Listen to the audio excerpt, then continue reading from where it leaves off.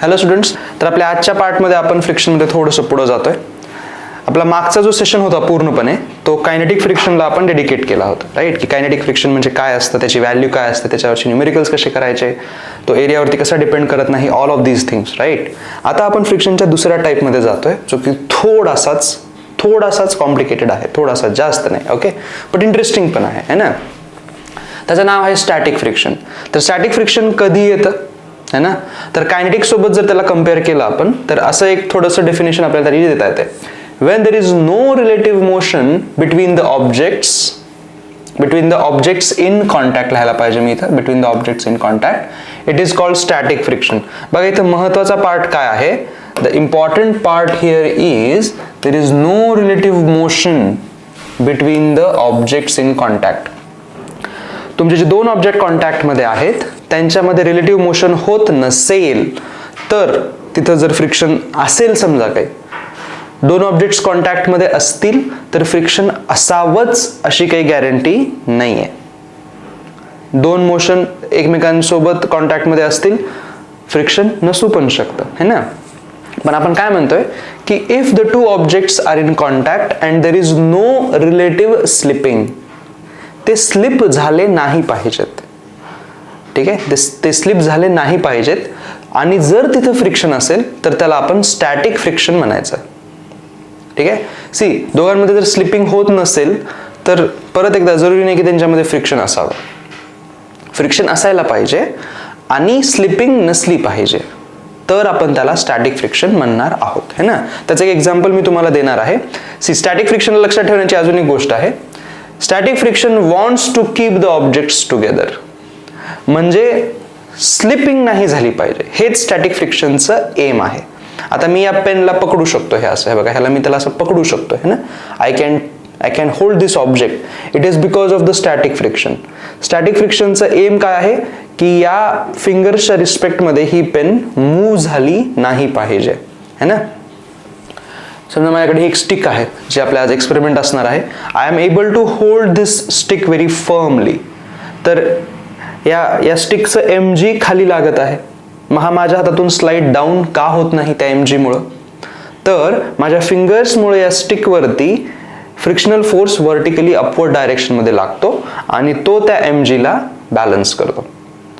So इथे बघा slipping नाहीये ह्यांच्यामध्ये. सो इथं लागणारं फ्रिक्शन हे स्टॅटिक फ्रिक्शन असेल. पण मी जर याला असं थोडंसं स्लो केलं, बघा हे असं जर केलं तर आता हे कायनेटिक फ्रिक्शन झालेलं आहे, समजतंय? This is static friction upward direction मध्ये. आता पण फ्रिक्शन आहे पण हे कायनेटिक फ्रिक्शन आहे व्हर्टिकली अपवर्ड मध्ये, समजतंय? सो अशा पद्धतीनं स्टॅटिक आणि कायनेटिक मध्ये आपल्याला डिफरन्शिएशन करता येतं. कायनेटिक म्हणजे there will be relative slipping, static म्हणजे there will be no relative slipping, okay? तर खूप फेमस एक्सपेरिमेंट आहे, तुम्ही यूट्यूबवरती पण हा चेक करू शकतात. It is called metre stick experiment. म्हणजे 1 मीटर लेंथची स्टिक जर तुमच्याकडे असेल ती घेऊन हा जनरली एक्सपेरिमेंट केला जातो आणि त्याच्यातला एक पार्ट जो आहे, one part of that experiment is related to kinetic and static friction demonstration, ठीक आहे? तर त्यासाठी मी ही स्टिक इथं वापरणार आहे, है ना? तर हा एक्सपेरिमेंट सुरू कसा करायचा असतो की तुम्ही काय करा, आता ह्याची लेंथ आय थिंक 70-80 सेंटीमीटर असेल, 1 मीटरचं तर नाही आहे, बट दॅट्स ओके, है ना? हेवी पण आहे हा भरपूर, सो दॅट इज इम्पॉर्टंट. आता काय करतो मी बघा, या फिंगरला एका एंड पासून ऑलमोस्ट सुरू करतोय आणि हा जो फिंगर आहे तो इथं ठेवतोय मी, ठीक आहे? म्हणजे you can see that according to the length जर तुम्ही चेक केलात तर हे मी सिमेट्रिकली फिंगरचं प्लेसमेंट केलेलं नाहीये. The fingers are not symmetrically placed, है ना? आणि मी या दोघांना आता मूव्ह करायला सुरू करणार आहे. म्हणजे मी या फिंगरला इकडं पुश करण्याचा प्रयत्न करतोय आणि या फिंगरला इकडं पुश करण्याचा प्रयत्न करतोय आणि I try to find it out की हे दोघं कुठं मीट करतात, वेअर दे मीट, है ना? तर बघा हे दोघं असे, हे मी मूव्ह करतोय, हे मी मूव्ह करतोय, हे मी मूव्ह करतोय, but as you can C clearly फक्त हा बोट मूव्ह होतोय, इकडचा मात्र रेस्ट वरती राहतोय, है ना? तर बघा हे आता थोडासा मूव्ह झाला, बघा हा बघा आता मूव्ह झाला, मग इकडचा मूव्ह झाला, परत इकडचा मूव्ह झाला, परत इकडचा मूव्ह झाला, परत इकडचा मूव्ह झाला. हे बघा हे आता दोघंही हळूहळू मूव्ह होत आहेत आणि इव्हेंच्युअली मी मिड पॉइंटला मीट करतो, ठीक आहे? इव्हेंच्युअली मी मिड पॉइंटला मीट करतो. बघा दोघांनी सेम पॉइंटवरून सुरू केलं होतं का? नाही. इकडच्या फिंगरनी खूप लांबून सुरू केलं होतं आणि तो मिडल पर्यंत आलाय, आणि या फिंगरनी मात्र राईट साईडच्या, माझ्या राईट साईडच्या फिंगरनी खूप जवळून स्टार्ट केलं होतं, तरी पण तो सेंटरवरतीच येतो. हे आपण अनइवन स्टार्ट केल्यानंतर आपण मिडलला आलो. What if I start exactly at the end, म्हणजे सिमेट्रिकली जर मी स्टार्ट केलं, याला सिमेट्रिकली जर स्टार्ट केलं तर चेक करून बघा, तुम्ही हे घरी करू शकतात म्हणून मी सांगतोय. हे बघा, हे परत आपण स्टार्ट केलं, हे असं परत आपण स्टार्ट केलं है ना, परत स्टार्ट केलं, हे परत स्टार्ट केलं, हे परत स्टार्ट केलं, हे परत स्टार्ट केलं, अँड यू कॅन सी की परत एकदा आपण मिडललाच मिळतो. तर ॲक्च्युली हा मीटर स्टिक एक्सपेरिमेंट स्टार्ट करत असताना असं सांगितलं जातं की तुम्ही कोणत्याही स्टार्टिंग पॉईंट्सपासून स्टार्ट करा फिंगर्सला मूव्ह करायला, इव्हेंच्युअली तुम्ही सेंटरवरतीच मीट करता. अमेझिंग आहे हे ना, कुठूनही स्टार्ट करा आणि ते ऑप्शन तुमच्याकडे आहे.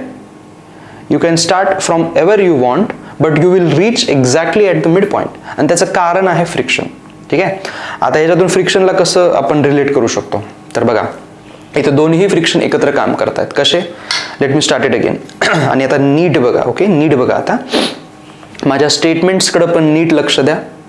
एखादं स्टेटमेंट जर कळलं नाही असं वाटत असेल, रिवाइंड करून परत बघा, आणि स्टेटमेंट नंतर जे मी करतोय ॲज अ एक्सपेरिमेंट त्याकडे नीट लक्ष द्या, तेव्हाच हे नीट कळेल. ओके बघा, सध्या आपण काय केलेलं आहे, हा फिंगर मध्ये ठेवलेला आहे आणि हा फिंगर इकडे ठेवलेला आहे. ओके, आता मी ज्या गोष्टी तुम्हाला सांगतोय मी करतोय म्हणून you have to believe that की मी ॲक्च्युली त्या ट्राय करतोय. ओके, आणि जर तुम्हाला विश्वास नसेल, please do it your own, तुम्हाला डेफिनेटली हे कळेल मी काय म्हणतोय. ओके, आता पहिलं मी काय सांगतोय तुम्हाला, हा जो इकडचा फिंगर आहे, हा इकडचा आहे ना, माझा लेफ्ट साईड म्हणजे तुमची राईट साईड, या फिंगरला मी आता मूव्ह करण्याचा प्रयत्न करतोय या फिंगरकडे. बघा बरं, मी असं मूव्ह करतोय हे आणि परत लांब नेतोय, हे बघा मी मूव्ह करू शकतो है ना आरामात. इथं कोणत्या टाईपचं फ्रिक्शन लागत आहे फिंगर आणि स्टिकमध्ये, there is a relative slipping between the two, there is a relative slipping between the two, म्हणून या दोघांमध्ये कायनेटिक फ्रिक्शन लागत आहे. समजते, there is a kinetic friction. Stick तिथंच आहे पण माझा फिंगर मूव्ह होतोय, can you see that, can you see that. So इथं कायनेटिक फ्रिक्शन आहे है ना. इकडच्या फिंगरकडे लक्ष द्या, आता तो फिंगर मी अजून पण असा मुवमेंट मध्येच ठेवतोय, या फिंगरकडे लक्ष द्या, इथं मुवमेंट होते का, नाही होत. सो या दोघांमध्ये रिलेटिव्ह स्लिपिंग नाहीये, so there is a chance की इथं स्टॅटिक फ्रिक्शन असेल, देर इज अ चान्स की इथं स्टॅटिक फ्रिक्शन. तुम्ही माझ्या हाताची ही मुवमेंट बघा, मी हात कसा हलवतोय ना, माझा हात हलवतोय बरं का, मी स्टिक नाहीये हलवत, इकडे मी हात हलवतोय, स्टिक नाहीये हलवत. इकडे फोकस करा, इथं रिलेटिव्ह स्लिपिंग नव्हती होत, करेक्ट. सो इथं स्टॅटिक फ्रिक्शन असू शकतं. We have to find it out की खरंच स्टॅटिक फ्रिक्शन आहे का. तर त्यासाठी मी तुम्हाला एक एक्सरसाइज टाईप देतोय, मेंटल एक्सरसाइज आहे ही. बघा, जेव्हा मी या बोटाला अशा मोशनमध्ये मूव्ह करतोय, म्हणजे टुवर्ड्स द सेंटर मी जेव्हा याला मूव्ह करतोय, परत एकदा करतो, टुवर्ड्स द सेंटर जेव्हा मी मूव्ह करतोय, बघा हे असं, परत एकदा करतोय, towards the centre me move करतोय, तर या फिंगरवरती फ्रिक्शन त्या साईडला पाहिजे, कारण फिंगर तुमचा असा स्लाइड होतोय ना, त्याच्या अपोजिट डायरेक्शनमध्ये फिंगरवरती इकडे फोर्स लागला पाहिजे, फिंगरवरती फ्रिक्शनचा, कायनेटिक फ्रिक्शनचा. न्यूटनच्या थर्ड लॉच्या अकॉर्डिंग या स्टिकवरती कायनेटिक फ्रिक्शन इकडे लागायला पाहिजे. काय म्हणलं मी, जेव्हा मी या फिंगरला असं मूव्ह करतोय, there is a relative slipping between the stick and the finger, आणि या फिंगरवरती कायनेटिक फ्रिक्शन तिकडं पाहिजे. According to Newton's law, third law, on the stick the kinetic friction at this point must be in this direction. म्हणजे या स्टिकवरती जेव्हा मी finger इकडं move करतोय, एक कायनेटिक फ्रिक्शन इकडे काम करत आहे हॉरिझॉन्टल डायरेक्शनमध्ये, पण you can see that the stick is not moving even though there is a kinetic friction. बघा बरं, हे बघा बरं, हे बघा, हे बघा, हे बघा, हे बघा, स्टिक मूव्ह होत नाही आहे ना. रिलेटिव्हली तुम्ही चेक करा, माझ्या रिस्पेक्टमध्ये किंवा या बोर्डच्या रिस्पेक्टमध्ये, बॅकग्राऊंडच्या रिस्पेक्टमध्ये फक्त माझा हात मूव्ह होतोय, स्टिक मूव्ह होत नाहीये है ना, स्टिक मूव्ह होत नाहीये. सो ही डायग्राम जर मी इथं काढली, लेट अस कीप दिस असाइड, ही डायग्राम जर मी इथं काढली है ना, बघा ही आपण स्टिक दाखवली आणि तुमच्या पॉइंट ऑफ व्ह्यूनी मी दाखवतोय, तुमच्या पॉइंट ऑफ व्ह्यूनी मी दाखवतोय.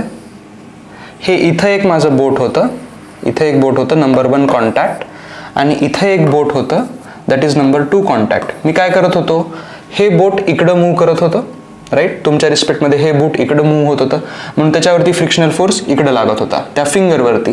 त्याचं रिॲक्शन म्हणून या स्टिकवरती कायनेटिक फ्रिक्शन कुठं लागत होतं, त्या स्टिकवरती कायनेटिक फ्रिक्शन इकडं लागत होतं. करेक्ट, कायनेटिक फ्रिक्शन आहे हे. अजून तरी या ऑब्जेक्टवरती दुसरा कोणता फोर्स दिसत नाहीये, या स्टिकवरती म्हणतोय मी. There is no other force on the stick.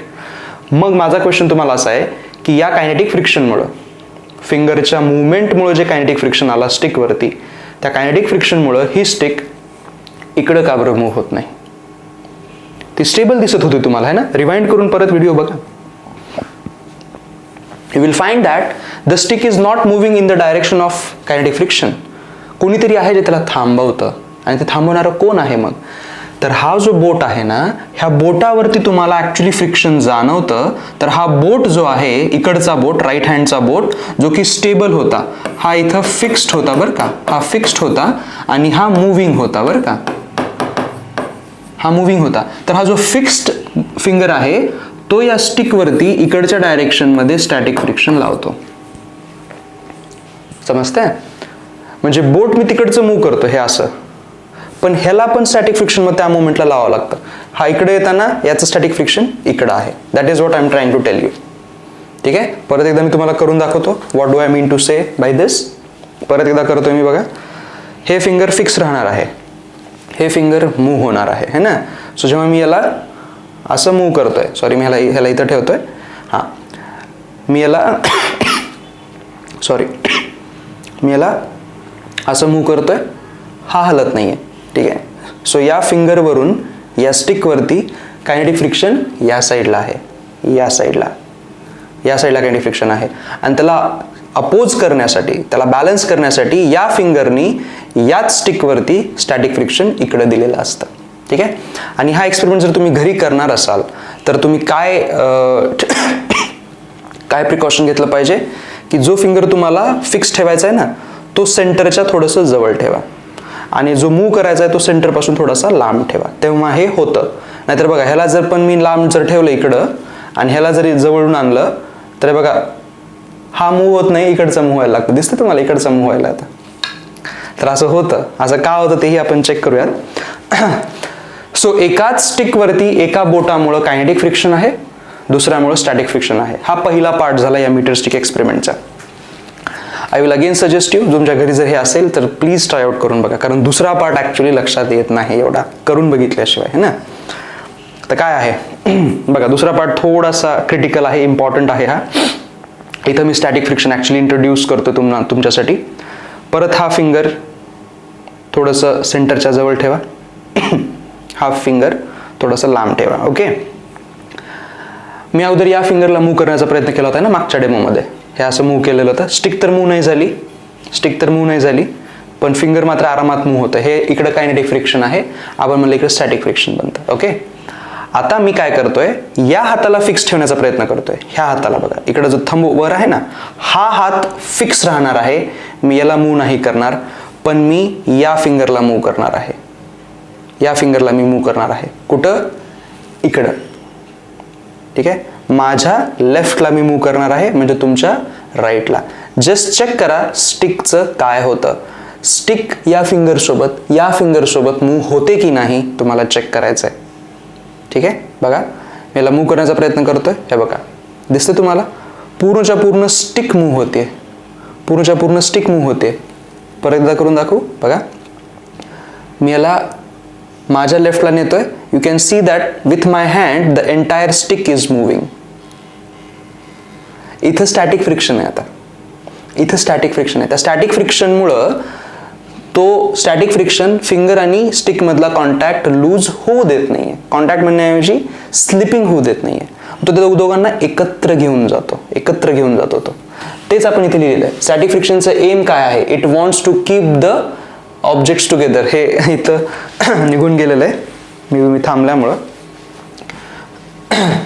ते लिहितो मी. It wants to keep objects together. त्याला एकत्र ठेवायला मजा येते स्टॅटिक फ्रिक्शन आहे ना. परत एकदा बघा मी काय म्हणत होतो. या फिंगरला मी मूव्ह करण्याचा प्रयत्न करतोय, तर या फिंगर सोबत स्टिक मूव्ह होते. बघा, हे बघा हे बघा हे बघा बघा. आणि तिकडं बघा बरं, त्यासोबत मूव्ह व्हायली का? नाही, त्याच्यावर घासायली ती. परत एकदा बघा, ह्या फिंगरकडे बघा, मी मूव्ह ह्याला ट्राय करायलोय मूव्ह करायचा, पण द एंटायर स्टिक मूव्स आणि तिकडं कायनेटिक फ्रिक्शन बनतंय बघा, दिसायला तुम्हाला? हे बघा. सो इकडं स्टॅटिक आणि इकडं कायनेटिक बनतात. अशा पद्धतीनं आपण स्टॅटिक फ्रिक्शन तुम्हाला इंट्रोड्यूस करू शकतो की जिथं तुम्ही दोन ऑब्जेक्ट्सना एकमेकांच्या रिलेटिव्हली डिस्प्लेस करण्याचा प्रयत्न करतात. You want to move them apart, but static friction त्यांच्यामधलं इतकं स्ट्रॉंग आहे की तो त्यांच्यामधला बॉन्डच ब्रेक होऊ देत नाही आणि दोघंही एकत्र जातात किंवा त्याच जागी थांबून राहतात. दोघांपैकी एक होऊ शकतात. सो स्टॅटिक फ्रिक्शनला तुम्हाला थोडंसं क्रिटिकली समजून घेणं जरुरी आहे. स्टॅटिक फ्रिक्शनचं कामच एक आहे की त्या दोन ऑब्जेक्ट्समधला कॉन्टॅक्ट लूज होऊ द्यायचा नाही. कॉन्टॅक्ट लूज होऊ द्यायचं नाही म्हणजे स्लिपिंग त्याच्यामध्ये होऊ द्यायची नाही. It wants to keep them together, it wants to keep them binded together. ठीक आहे. तर याच्यावरून आपण आता आपल्या मेन चॅप्टरला सुरू करतोय. हे फक्त इंट्रोडक्शन होतं तुमचं, आहे ना. पुढे जाऊयात आपण. ओके, बघा, static friction is a self adjustable force. हा स्टार मार्क तुम्हाला लिहून घेणं जरुरी आहे. कायनेटिक फ्रिक्शन सेल्फ ॲडजस्टेबल नसतो, स्टॅटिक फ्रिक्शन असतो. कशामुळं? I will give an example for that. उगाच नाही म्हणत आपण. सपोज करा की तुमच्याकडं खूप हेवी ऑब्जेक्ट आहे. It's a very heavy object. इथे लिहितोय मी, है ना. It's a heavy object. या घरामध्ये एखादं कपाट असेल किंवा एखादा खूप हेवी टेबल असेल, राईट, किंवा पलंग असेल. असा एक हेवी ऑब्जेक्ट आहे. समजा ह्याचं मास लाईक 100 kg आसपास ह्याचं मास आहे, है ना. आणि हा असा रफ सरफेसवरती आपण इथं ठेवलेला आहे.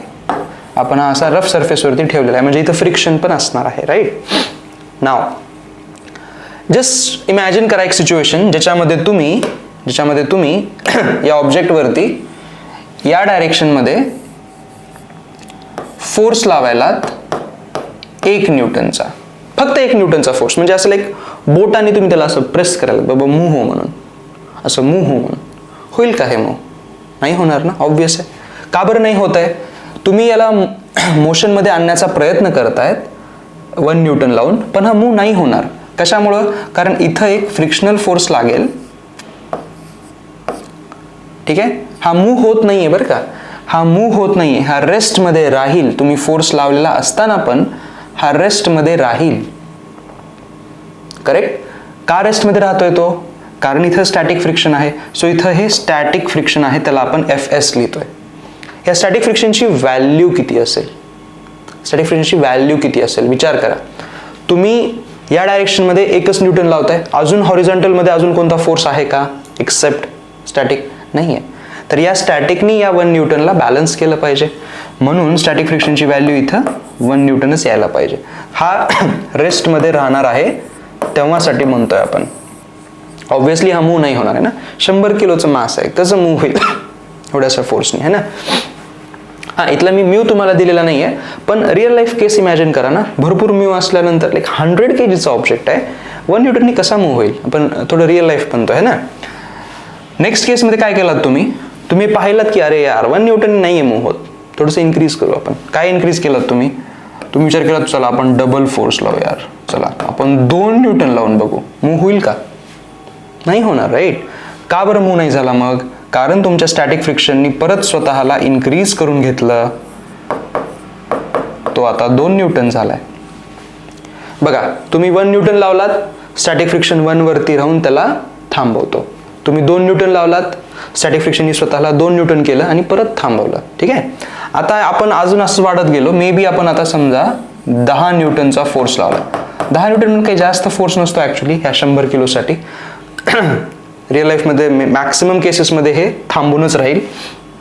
त्या केसमध्ये तुमचं स्टॅटिक फ्रिक्शन परत वाढेल आणि त्याची व्हॅल्यू होईल 10 न्यूटन, राईट. मी तर तुम्हाला काय दाखवायचा प्रयत्न करतोय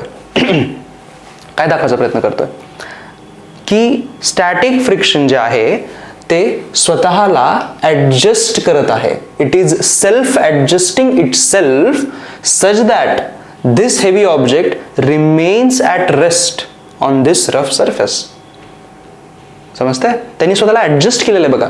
तुम्ही 1 लावलात की त्याने स्वतःला 1 केलं, तुम्ही 2 लावलात की त्यांनी स्वतःला 2 न्यूटन केले, तुम्ही 10 न्यूटन लावलात तर त्यांनी स्वतःला 10 न्यूटन केलेलं आहे. So the static friction is adjusting itself according to the external conditions.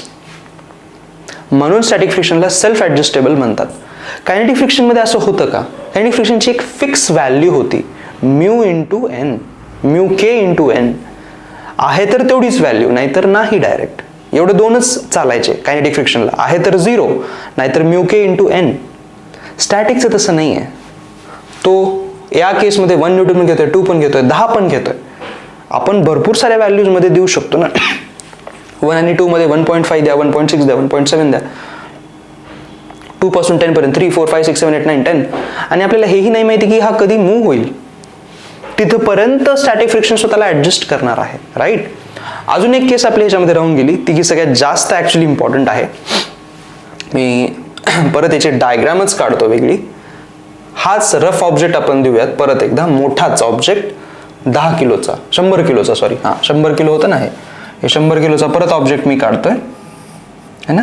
हे हॉरिझॉन्टल सरफेस आहे बरं का, हे हॉरिझॉन्टल सरफेस आहे, हॉरिझॉन्टल रफ सरफेस आहे, हॉरिझॉन्टल रफ सरफेस आहे, आणि हे 100 kg आहे.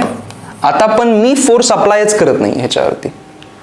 वर कसं होतं, इकडं 1, 2, 10 लावला होता ना, मी मूव्ह करायचा ट्रायच करत नाही, सोडून दिलेला असंच, जा म्हणलं त्याला तू बस असंच. या केसमध्ये इकडं फ्रिक्शन जे आहे ते असेल का? That is my next question to you. Object is resting on the surface, I am not trying to move it. एक सिंपल एक्झाम्पल देऊ शकतो ना मी तुम्हाला, बघा. परत एकदा आपण हा आपला बॉक्स घेऊयात. Let's take this box. आणि याच्यामध्ये हे रिमोट आहे आपल्याकडे, है ना. हे असं ठेवलेलं आहे, बस. हे असं सिच्युएशन आहे. ऑब्विसली ऑब्विसली हे मास काय 100 किलो नाही आहे, बट डझंट मॅटर, कॉन्सेप्ट सेमच आहे. हे असं ठेवलेलं आहे, मी याला मूव्ह करण्याचा प्रयत्न करत नाही आहे. आत्ता या सिच्युएशनवरती या ऑब्जेक्टवरती स्टॅटिक फ्रिक्शन आहे का? कोणत्या ऑब्जेक्टवरती? रिमोटवरती. Is there a static friction on the remote? आता काही स्टुडंट्स म्हणू शकतात, हां सर इकडे यायला पाहिजे, या डायरेक्शनमध्ये. तुम्ही विचार करू शकता डेफिनेटली. पण जर तुम्ही तसा विचार जर करत असाल की स्टॅटिक फ्रिक्शन इकडं असेल, हा थांबलेला आहे तेव्हा जर स्टॅटिक फ्रिक्शन इकडं असेल, then my question to you is, जर या ऑब्जेक्टवर स्टॅटिक फ्रिक्शन इकडं आहे तर अजून कोणता फोर्स आहे का हॉरिझॉन्टलमध्ये, तो बघा. रिमोटवरती म्हणतोय बरं का मी, फक्त रिमोटवरती. रिमोटवरती टोटल फोर्सेस कोणते कोणते आहेत? एक याचं mg डाऊनवर्ड आहे, त्यानंतर नॉर्मल फोर्स वर आहे, त्या दोघांनी एकमेकाला बॅलन्स केलेलं आहे, म्हणूनच हा रेस्टवरती राहतोय. आणि तुम्ही जो म्हणताय की स्टॅटिक फ्रिक्शन सर इकडं असायला पाहिजे, तुम्ही इकडेही म्हणू शकतात, इकडेही म्हणू शकतात, इकडे कुठेही म्हणू शकतात, नो वरीज. लेट्स इमॅजिन की तुमच्यापैकी एक जण कोणी म्हणतोय की स्टॅटिक फ्रिक्शन इकडं पाहिजे, कारण की या मागच्या केसेसमध्ये आपण स्टॅटिक फ्रिक्शन तिकडे घेतलं होतं, म्हणून मी इकडं म्हणतोय.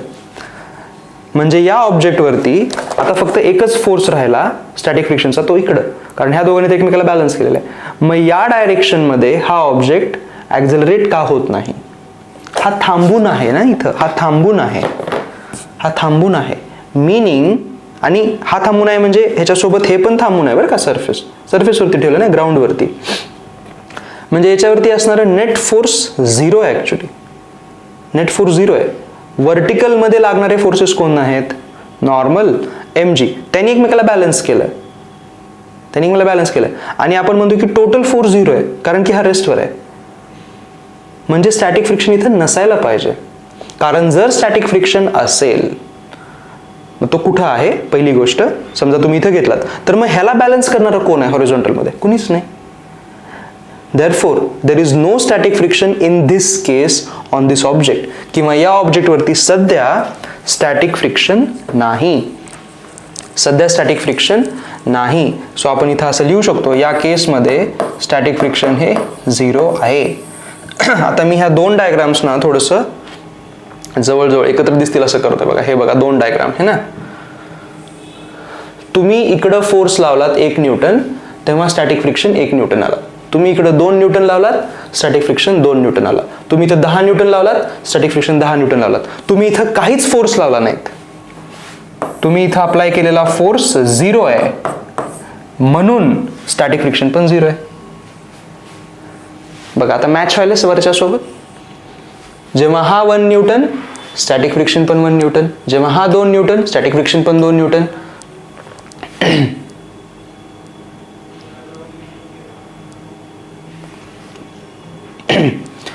इथं आलेले दोघ.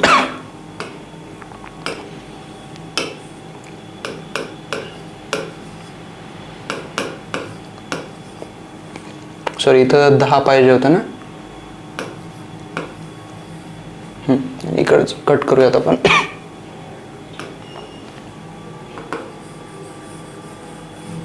ओके,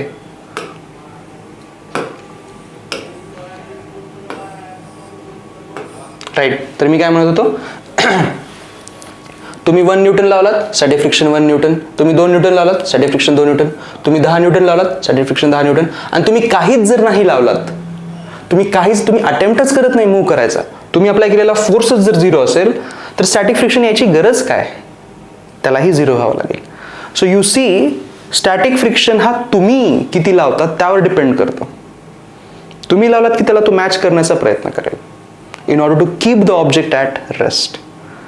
यामुळे स्टॅटिक फ्रिक्शन हा सेल्फ ॲडजस्टेबल आहे असंही म्हटलं जातं. आता अजून थोडंसं पुढं जाऊ. असं कधी तर होणार नाही ना की तुम्ही कितीही फोर्स लावताय, लाईक दोघं तिघं येऊन ह्या 100 kg ऑब्जेक्टला ढकलण्याचा प्रयत्न करा. आता फॉर एक्झाम्पल तुमच्याच घरी बघा ना, दसऱ्यामध्ये आपल्याला एखादा ऑब्जेक्ट मूव्ह करायचा असतो, हेवी ऑब्जेक्ट असतो. तर तुम्हाला एक काम दिलेलं आहे की एका या टेबलला सरकवा तुम्ही, है ना. तर तुम्ही अगोदर असं थोडंसं पुश करून बघता, ट्राय करून, नाही हालत, कारण की स्टॅटिक फ्रिक्शन तुम्हाला बॅलन्स करायला आहे. तुम्ही थोडंसं अजून जोरात लावतात, तरी नाही मूव्ह होत. मग घरातले जे मोठे आहेत ते बघतात की ट्राय करायला मुलगा, पण तरी होत नाही, किंवा मुलगी. सो हेल्पिंग हँड्स येतात. मग दोघं जण मिळून ट्राय करतात तुम्ही, आणि असं जोरात पुश करतात. त्या मोमेंटला असू शकतं की तो मूव्ह होईल. मग तो मूव्ह का झाला आता, तर त्या अशा वेळेस काय झालेलं आहे, तुम्ही जो फोर्स लावता एक्सटर्नली तो त्या स्टॅटिक फ्रिक्शनपेक्षा आता जास्त झाला, म्हणून तो ऑब्जेक्ट मूव्ह झाला. म्हणून मला इथं काय कॉन्सेप्ट द्यायचे की स्टॅटिक फ्रिक्शन जो आहे स्वतःला ॲडजस्ट तर करतो. बघा, त्यांनी स्वतःला ॲडजस्ट केलेलं आहे, हे असं ॲडजस्ट केलेलं आहे. जेवढा तुम्ही अप्लाइड फोर्स लावलाय त्यांनी स्वतःला तेवढा ॲडजस्ट केलेला आहे, पण एका लिमिटच्या नंतर तो इन्क्रीज होऊ शकत नाही. There is an upper limit to static friction. तो कितीही वाढून इन्फिनिटीपर्यंत नाही जाऊ शकत ना. जर तसं असतं तर कोणताच ऑब्जेक्ट आपण हलवू शकलो नसतो कधीच फ्रिक्शनल सरफेसवरती, रफ सरफेसवरती. पण वी नो, असं जोरात थोडा पुश दिला की कॉन्टॅक्ट ब्रेक होतो आणि ऑब्जेक्ट्स पुढे जातात. We know that. सो इथून आपल्याला ही कॉन्सेप्ट पुट फॉरवर्ड करायची आहे की स्टॅटिक फ्रिक्शन जरी सेल्फ ॲडजस्टेबल असला तर त्याची एक मॅक्सिमम व्हॅल्यू असते. ठीक आहे. मिनिमम व्हॅल्यू काय असते स्टॅटिक फ्रिक्शनची, इथे तुम्हाला दिसते का minimum value? Can you see that here? The static friction can also be 0. तुम्ही अप्लायच करू नका ना काही फोर्स, तुम्ही त्याला मूव्ह करण्याचा ट्रायच करू नका, सोडून दे त्याला त्याच्या कंडिशनवरती, त्यावेळेला स्टॅटिक फ्रिक्शन हा 0 येईल. ठीक आहे. So minimum value of static friction is 0, but there is also a maximum value of static friction. ठीक आहे. तर ती आपली पुढची कॉन्सेप्ट आहे. बघा, maximum value of static friction. तर ही जी मॅक्सिमम व्हॅल्यू आहे ना, याला म्हणतात लिमिटिंग फ्रिक्शन. हे स्पेशल नाव दिलं गेलेलं आहे, लिमिटिंग फ्रिक्शन. म्हणजे लिमिटिंग फ्रिक्शन काय झालं, स्टॅटिक फ्रिक्शनची maximum, max of static friction, max of static. म्हणजे स्टॅटिक म्हणजे Fs, त्याचं मॅक्स म्हणतोय. कळतंय? हे तुमच्या लिमिटिंग फ्रिक्शनचं डेफिनेशन आहे. हे असं. ठीक आहे. लिमिटिंग फ्रिक्शन म्हणजे स्टॅटिक फ्रिक्शनची मॅक्सिमम व्हॅल्यू. आणि त्याचा एक फॉर्म्युला आहे, हा फॉर्म्युला तुमच्यासाठी महत्त्वाचा आहे. Formula limiting friction is equal to, आता बघा हा फॉर्म्युला तुम्ही पाहिलेला आहे और ह्याच्या सारखा पाहिलेला आहे असं मी म्हणेन. लिमिटिंग फ्रिक्शनचा sorry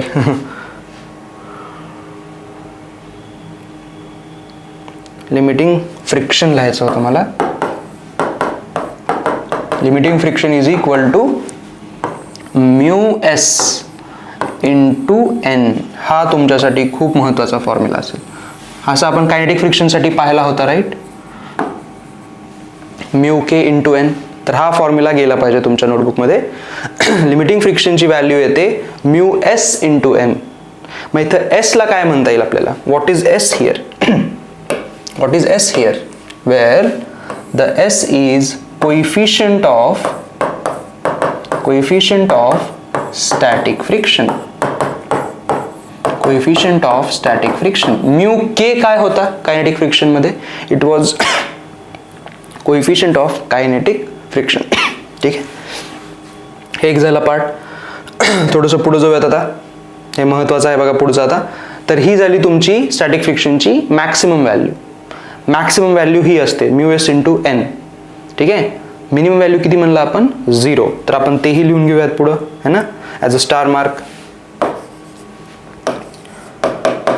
minimum value of static friction. Minimum value of static friction ती आली 0. बघा, तर मग स्टॅटिक फ्रिक्शन जो असतो, स्टॅटिक फ्रिक्शन त्याची व्हॅल्यू कशी वेरी करते, त्याची रेंज काय आहे? तर तो 0 पासून स्टार्ट करू शकतो. मिनिमम व्हॅल्यू त्याची 0 आहे, पण मॅक्सिमम व्हॅल्यू काय आहे? लिमिटिंग फ्रिक्शन मॅक्सिमम व्हॅल्यू काय आहे? Mu S into N. तर असं तुमचं स्टॅटिक फ्रिक्शन हा वेरी करत असतो. ठीक आहे, हे खूप महत्त्वाचं आहे बघा. हे जरुरी नाही की प्रत्येक वेळेला स्टॅटिक फ्रिक्शन हा म्यू एस इंटू एन असावा. It is not necessary. It is not necessary that in all conditions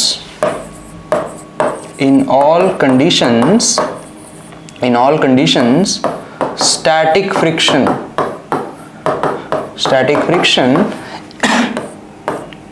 is equal to mu s into n. हे खूप महत्त्वाचं आहे बघा. ह्याच्यातच 90% स्टुडंट्स कन्फ्यूज होतात. कायनेटिक फ्रिक्शनचं इक्वेशन म्यू के इंटू एन होतं, म्हणून प्रत्येक कायनेटिक फ्रिक्शनच्या क्वेश्चनमध्ये ते म्यू के इंटू एनच घ्यावं लागतं. पण स्टॅटिक फ्रिक्शन हा सेल्फ ॲडजस्टेबल आहे, तो प्रत्येक वेळेला म्यू एस इंटू एन नाही लागणार, जरुरी नाही आहे. डिपेंड करतं की सिच्युएशन काय. हा तो maximum mu S into N पर्यंत जातो.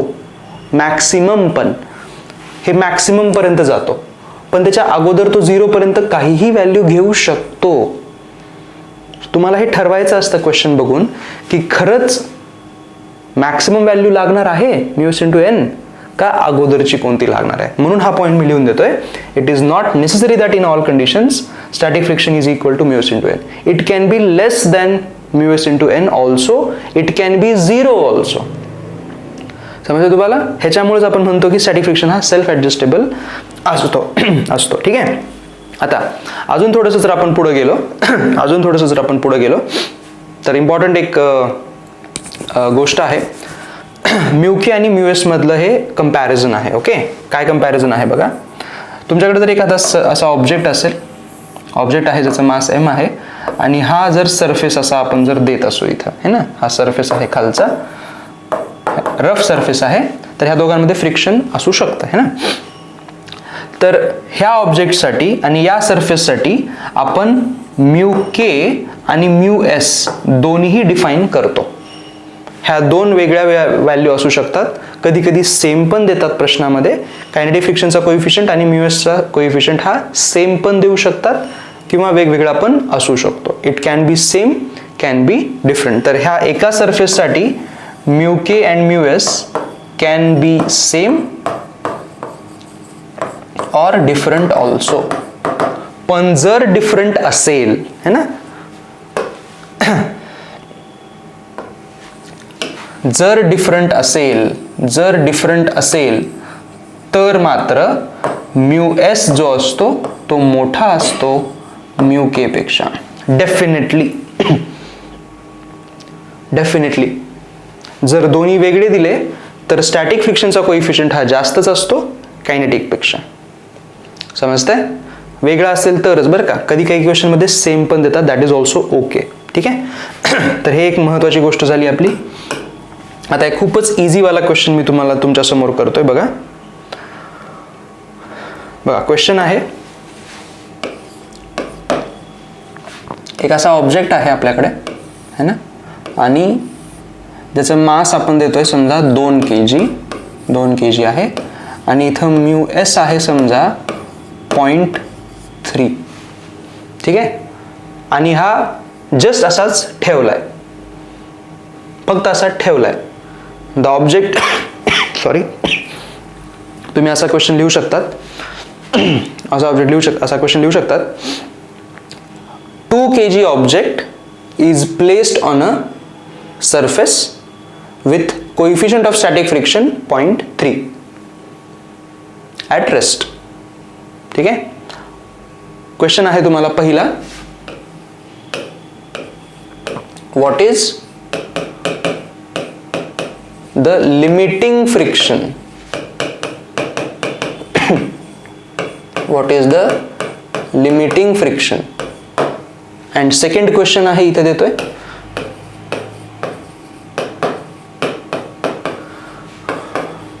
What is the frictional force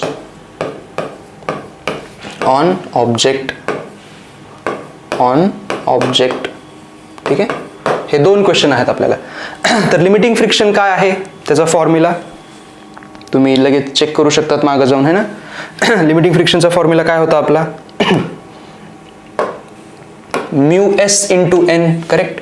limiting friction is mu S into N which is 0.3, आणि एनच्या जागी एम जी लिहिता येईल. एम म्हणजे 2, जी म्हणजे 10, हे आलं 0.3 इंटू 2, 0.6 इंटू 10, 6 न्यूटनचं लिमिटिंग फ्रिक्शन आहे. म्हणजे मॅक्सिमम फ्रिक्शन इतकं लागू शकतं. सेकंड क्वेश्चनचा आन्सर काय? या मोमेंटला फ्रिक्शनल फोर्स किती आहे ऑब्जेक्टवरती? Is it 6 newton? हे कन्फ्युजन क्रिएट करतं बघा. म्यू एस इंटू एन काढला ना, is it 6 newton the answer for second case? Well no, बिलकुल नाही.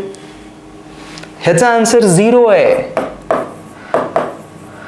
There is no frictional force currently on this object. का बरं? गरज काय त्याला? थांबलाय ना तो.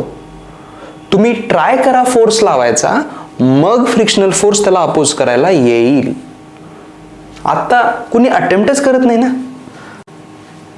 मग का म्हणून फ्रिक्शनल फोर्स येईल? सी, फ्रिक्शनल फोर्स तेव्हा येतो जेव्हा गरज पडते. तुम्ही पुश करण्याचा प्रयत्न तरी करा, मग तो म्हणेल की मी आता या पर्सनला अपोज करेन, मग तो येतो. अपोज करायलाच कुणी नाहीये, मग का म्हणून स्टॅटिक फ्रिक्शन यावं ना. म्हणून या सध्याच्या केसमध्ये स्टॅटिक फ्रिक्शन हे 0 आहे. पण येस, ही व्हॅल्यू पण आहे तिथं, ती मॅक्सिमम अटेन होऊ शकते जर गरज पडली तर. हे दरवेळेला असतं असं नाहीये, हा, ही मॅक्सिमम व्हॅल्यू आहे, इथपर्यंत तो जाऊ शकतो. सध्या मात्र ती व्हॅल्यू 0 आहे. कळतंय? मग मी ह्याचा जर सी पार्ट केला, बघा सी पार्ट देतोय मी. If horizontal force F equal to 3 Newton acts on object, what is the static friction? बघा, आता तुम्ही काय केलेलं आहे? तुम्ही आता या ऑब्जेक्टवर इकडं 3 न्यूटन अप्लाय केलेला आहे, आणि मॅक्सिमम स्टॅटिक फ्रिक्शनची व्हॅल्यू 6 न्यूटन आहे. पण मग आता 6 न्यूटन फ्रिक्शनल फोर्स इकडे लागावा का? ह्याची व्हॅल्यू 6 न्यूटन इकडं असावी का? तुम्ही 3 न्यूटन लावल्यावर विचार करा, है ना, हा आपला डाऊट येतो. तर नाही. का बरं नाही येणार? Just try to imagine this situation. तुमच्याकडे असं एक ऑब्जेक्ट ठेवलाय आणि तुम्ही ह्याला असं 3 न्यूटन तिकडं पुश करण्याचा प्रयत्न करायलात आणि खालचं फ्रिक्शन 6 न्यूटन जर इकडं आलं तर 3 आणि 6 मोठा कोण आहे? हा. म्हणजे हा ऑब्जेक्ट इकडं मूव्ह व्हायला सुरू होईल ना. म्हणजे लाईक आपण पुश करायचा तिकडे प्रयत्न करायलोय आणि magically this object is moving in this direction. कसं पॉसिबल आहे? सगळेच लोक हे करतील ना. मग मला जर एखाद्या टेबलला तिकडं पुश जर करायचं असेल, ॲक्च्युली मला तिकडं जर त्याला मूव्ह करायचं असेल ह्या डायरेक्शनमध्ये, तर मी त्याला मुद्दाम इकडं ओढायचा प्रयत्न करेल आणि म्हणलं आता तू फ्रिक्शनमुळे तिकडं जा. This is not possible, right? This is not natural. म्हणजे हे 6 न्यूटन आपण का आणतोय दरवेळेला? कारण स्टुडंट्स इथं गडबड करतात दरवेळेला. स्टॅटिक फ्रिक्शनची जेव्हा केस असते, they always try to calculate the limiting friction आणि तेवढा तिथं आहे म्हणून मोकळे होतात. पण हे असं नाही आहे. हा प्रत्येक वेळेला असेल असं नाही आहे, जरुरी नाही आहे. ठीक आहे. आणि त्याचं एक एक्झाम्पल मी तुम्हाला आत्ता दिलं. मी इकडे 3 न्यूटन लावतोय आणि जर खाली स्टॅटिक फ्रिक्शन 6 असलं असतं तर even though I am pushing the object in that direction, तो इकडे मूव्ह व्हायचा प्रयत्न करेल आणि मूव्ह होईल जर असं खरं झालं तर. पण तसं नाही होत. सो याचा करेक्ट आन्सर काय असेल या क्वेश्चनचं? जर मी 3 न्यूटन इकडे लावला तर हा ऑब्जेक्ट रेस्टवरती राहील कारण स्टॅटिक फ्रिक्शन स्वतःला ॲडजस्ट करेल 3 न्यूटनवरती. बघा त्याची मॅक्सिमम व्हॅल्यू 6 आहे आणि तुम्ही अप्लाय करायला फक्त 3. तो स्वतःला ॲडजस्ट करून 3 पर्यंत आणू शकतो ना. म्हणून याचा आन्सर असेल static friction to be 3 newton. समजतंय? ओके, लक्षात आलं तुमच्या? मग आता मी इथे एक डी प्रश्न पण क्रिएट करू शकतो. बघा, सॉरी, मी इथे डी प्रश्न पण क्रिएट करू शकतो. हां, D question.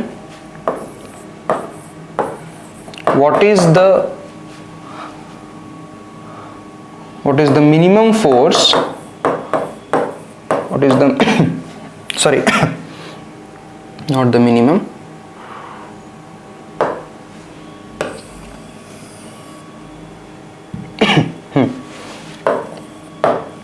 what is the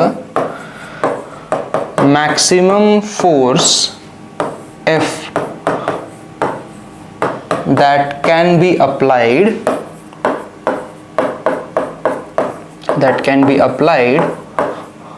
on object such that it remains at rest. म्हणजे तुम्ही मॅक्सिमम किती फोर्स इथं अप्लाय करू शकतात या केसमध्ये. इथं परत डायग्राम काढतोय मी इथं बघा. तुम्ही मॅक्सिमम किती फोर्स अप्लाय करू शकतात या 2 kg वर, जिथला म्यू हा 0.3 आहे. हा मॅक्सिमम फोर्स तुम्ही किती अप्लाय करू शकतात ज्यासाठी हा रेस्ट वरती राहायला पाहिजे. बघा, तुम्ही 3 न्यूटन लावलात तर यानं स्वतःला स्टॅटिक फ्रिक्शननं 3 न्यूटन करून ह्याला रेस्टवरती ठेवलं. मी जर इथं 4 न्यूटन केला, हा स्वतःला 4 करून रेस्टवरती ठेवेल. मी जर इथं 5 केला, हा स्वतःला 5 करून रेस्टवरती ठेवू शकतो. मी ह्याला 6 केला तर हा 6 पण करू शकतो कारण हा मॅक्सिमम 6 पर्यंत जाऊ शकतो. आन्सर यायला हळूहळू. But the moment I cross this F value greater than 6 Newton, हा मूव्ह व्हायला सुरू होईल. So the maximum frictional force जेवढा आहे तेवढाच मॅक्सिमम फोर्स मी या डायरेक्शन मध्ये लावू शकतो आणि तो रेस्ट मध्ये राहील. कळतंय? सो डीचा आन्सर जे आहे, डीचा आन्सर ते येईल स्टॅटिक फ्रिक्शनची मॅक्सिमम व्हॅल्यू, ज्याला तुम्ही लिमिटिंग म्हणता, जी की आपण ऑलरेडी ए पार्ट मध्ये काढलेली आहे. डीचा आन्सर हे येऊन जाईल. ठीक आहे. तर डी साठी तुम्ही असं लिहू शकतात as a 1 line answer. Since the limiting friction is 6 newton the maximum force for which object remains at rest is also 6 Newton. He line तिथे आली पाहिजे. ओके, आज इथंच थांबतोय आपण. पुढच्या लेक्चरमध्ये स्टॅटिक फ्रिक्शनचे अजून चांगले क्वेश्चन्स आपण पाहणार आहोत. ठीक आहे.